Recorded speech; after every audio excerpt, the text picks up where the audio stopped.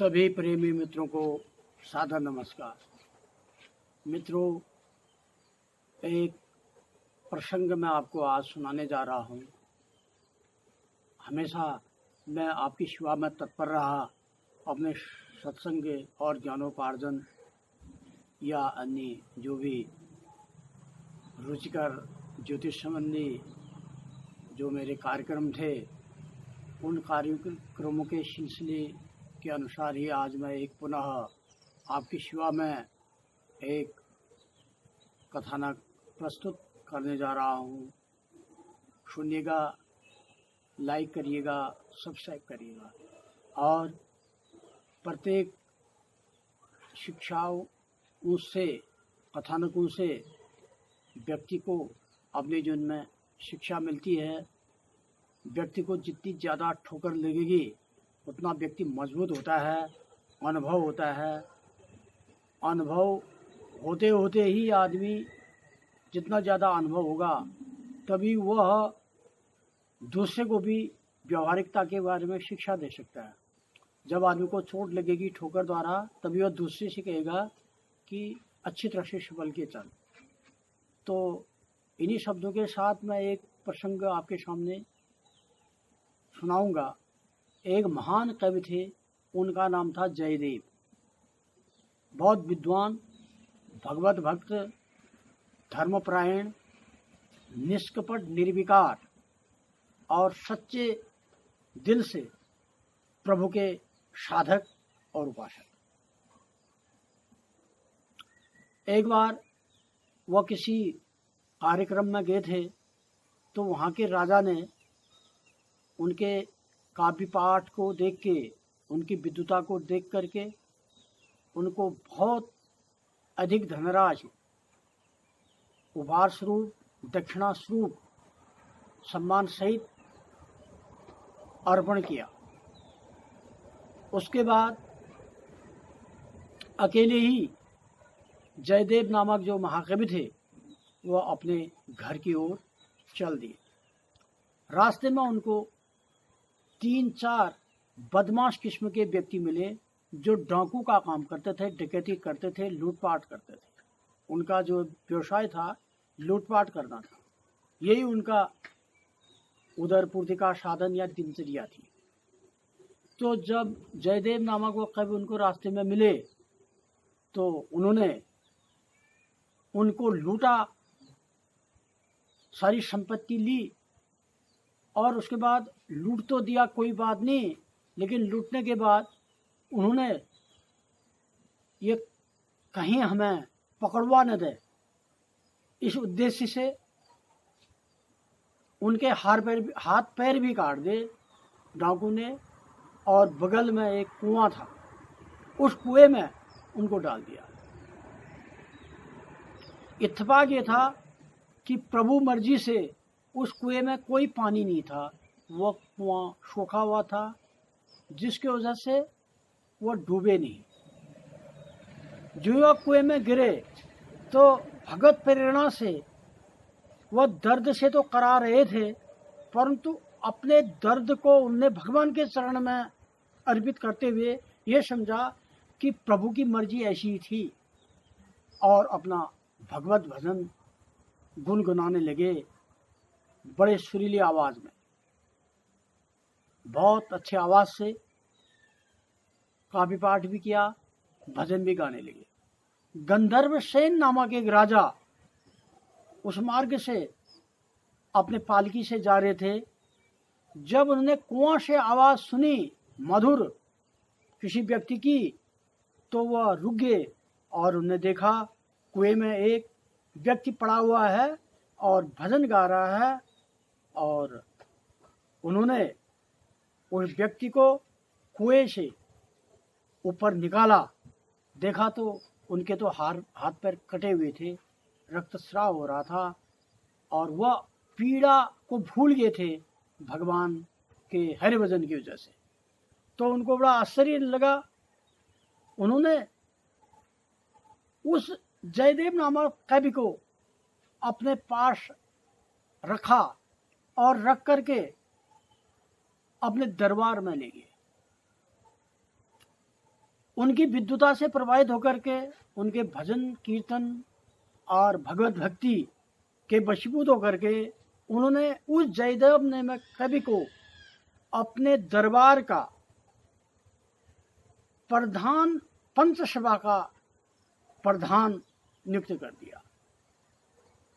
और जितने भी भजन कीर्तन या आध्यात्मिक सांस्कृतिक सत्संग संबंधी जितने भी कार्यक्रम होते थे वह सब उनके संरक्षण में होते थे और उन्हीं के नेतृत्व में होते थे। एक बार उस गंधर्वसेन राजा ने कई पंडितों को, ब्राह्मणों को, विद्वानों को अपने काव्य संग्रह इत्यादि अंताक्षरी संबंधी जो भी कार्यक्रम थे उसके लिए देश के तमाम कवियों को, रसिकों को और भावुकों को, विद्वानों को आमंत्रित किया और कार्यक्रम प्रारंभ कराया।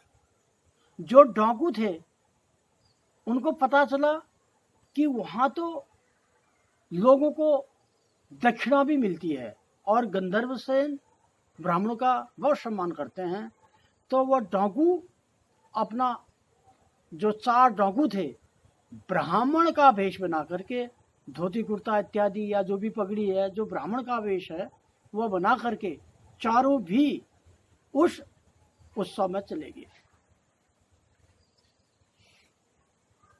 उत्सव देखने के बाद भोजन हुए और जयदेव जो थे उन्होंने उन डाकुओं को पहचान लिया था, वेश बदले हुए डाकू को ब्राह्मण के वेश में, और उन्होंने भी जयदेव को पहचान लिया था। उन्हें सोचा मर गए।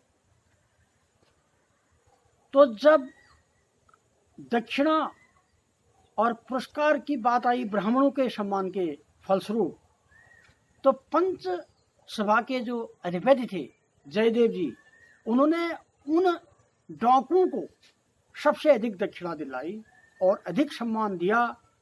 कपड़ा लत्ता जो भी होता है उपहार स्वरूप उनको दिया और उसके बाद सम्मान सहित अपने नौकर चाकरों से, सेवकों से कहा कि इन पंडित ब्राह्मण लोगों को इनके घर तक छोड़ाओ। अब उनके सेवक उन चारों ब्राह्मणों को छोड़ने के लिए गए, तो रास्ते में उन सेवकों ने पूछा, उन डाकू के रूप में नहीं ब्राह्मणों के रूप में जो डाकू थे, कि ये जो प्रधान पंचसभा के प्रधान हैं इनको आप कैसे जानते हैं? तो उन चारों में से एक बोला कि ये जो व्यक्ति है ये बड़ा धूर्त था, ये लुटेरा था, इसने राजा के दरबार में चोरी कर दी थी और ये पकड़ा गया। पकड़े जाने के बाद राजा ने इसको फांसी की सजा सुनाई, मृत्युदंड। तो हमने इसको बचाया था, इस व्यक्ति को, और हमारी कृपा से ये बच गया। फांसी तो नहीं दी लेकिन इसके हाथ पैर काट दिए राजा ने सजा के रूप में। तो तब से उस उपकार के बदले में इसने आज हमारी बहुत इज्जत की और इसलिए हमें सम्मान के साथ आप लोगों को भेजने के लिए भी कहा। तो जो ही ऐसा किया था तो धरती फट गई और वो डाकू धरती में समा गए। उसके बाद जब वो सेवक लौटे तो जयदेव जी ने पूछा, क्या उनको आप सकुशल उनके घर तक पहुंचाए सम्मान सहित? तो सेवकों ने कहा, महाराज पता नहीं क्या बात हुई, वो आपको जानते थे और आपके बारे में उन्होंने बताया था हमें। उसके बाद धरती फटी और वह उसमें समा गई। जयदेव महाराज को बहुत दुख हुआ। उन्होंने कहा, मैं तो उनको जो है ऐसे मार्ग में ले जाने के प्रयास में था जिसमें कि उनका उद्धार हो जाता, परंतु मैं उनके लिए कुछ भी नहीं कर पाया और इस चीज का मुझे बड़ा पश्चाताप है। ऐसा सुना तो दरबार में जितने भी लोग थे धन्य धन्य कहने लगे। कहने का तात्पर्य ये है कि कोई कितना ही झूठ कर ले, कितना ही फ्रेब कर ले, कितना ही असत्य कर ले, बोल ले, परंतु ये नहीं समझना चाहिए कि कोई नहीं देख रहा है। संस्कृत में एक श्लोक कहा गया है, आदित्य चंद्रा वनिनो नलस्स द्यौर्भूमिरापो हृदय में मस्स अहस्य रातिश्च उभौ च संध्यो धर्मो ही जानाति नरस्य व्रतम्। सूर्य, चंद्रमा, तारे, ये जितने भी वनस्पतियां हैं, जितने भी पशु पक्षी हैं सृष्टि में, सब गवाह हैं, सब देख रहे हैं कि आदमी कितना धर्म करता है, कितना अधर्म करता है। सत्यासत्य, गम्या गम्य, भक्षा भक्ष्य, ज्ञाता ज्ञात, जो भी चीज है, ये सब धर्म की बात को सब प्रत्यक्ष रूप से सृष्टि में कोई न कोई देख रहा है। तो ये मनुष्य की वृत्ति को जानते हैं तो कभी भी झूठ नहीं बोलना चाहिए। धर्म धर्म की जगह पर है। उन्होंने जो है खुद ही उनको लूटा, खुद ही उनके हाथ पैर काटे, किसी काम का नहीं रख दिया, और उसके बाद जब उन्होंने उनको सम्मान पूर्वक उनको अधिक धन दिलाया उन डाकू को, और उसके बाद उनका एहसान लेने के बजाय उनको शर्म आनी चाहिए थी, तो उनने उल्टा ये कहा कि ये तो चोर और तस्कर थे, राजा ने इनको दंड दिया था, राजा ने हाथ पैर काटे और हमने इनको बचा दिया, उल्टा बोले। तो इसलिए व्यक्ति को हमेशा वही बात कहनी चाहिए ईश्वर को देखते हुए जो सत्य है। यह नहीं समझना चाहिए कि अभी हम झूठ फरेट के कोई गवाह दे दें या कोई चीज़ दे दें या किसी के ऊपर कोई दुराचार का कलंक लगा दें या मिथ्या भाषण कर दें या किसी को गलत गुमराह कर दें तो व्यक्ति बच जाएगा, ऐसा नहीं है। धर्म धर्म है, तो इसलिए व्यक्ति को हमेशा सत्यता में ही रहना चाहिए और जहाँ तक हो सके परोपकार, जन कल्याण, जन सेवा ही करनी चाहिए, और यही चीज़ मनुष्य के साथ जाएगा। इन्हीं शब्दों के साथ मैं अपनी वाणी को विराम देता हूँ।